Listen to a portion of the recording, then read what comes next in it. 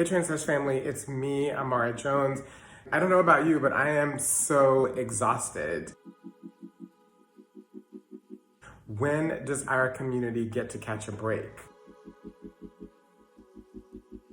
We have had the news of the death of 2 additional Black trans women, Dominique, Rem'Mie and Riah Milton, who died tragically and unnecessarily, as all of the cases of our deaths are. And it's just inexplicable, the amount of hatred there is against us when all we want to do is live. Not only are our lives continue to be at stake, evidenced by their deaths, but also the Trump administration decided on the anniversary of Pulse and during Pride Month to deny equal access to healthcare for trans people, which means that many trans people won't be able to get access to the life-saving medical care that many of us need and others choose to. But either way, it's necessary for us to be able to have a quality of life equal to everybody else. And all of this is happening during a pandemic.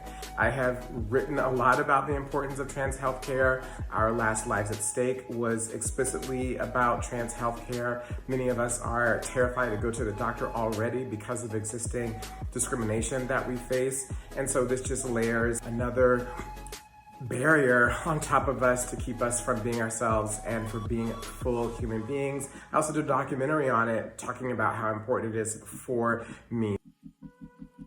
So this is something that's very personal for me, but all of this is personal for all of us because these aren't a series of headlines, these are our lives. But we continue to rise up and survive as we always have as a community. We'll continue to survive and be here. There's so many demonstrations across the country for us.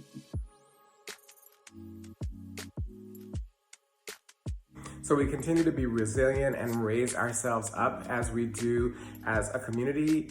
There's good news this week as well. There on our Facebook page, we have a post about trans brands that you should know about.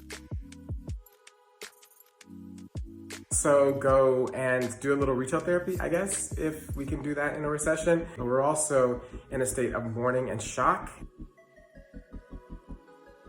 And we just have to deal with that and be realistic about it. I've had a series of news appearances over the past week on these topics. You can find those links in our newsletter. But more than anything in this moment, make sure that you take care of yourself because recent events show that all we've got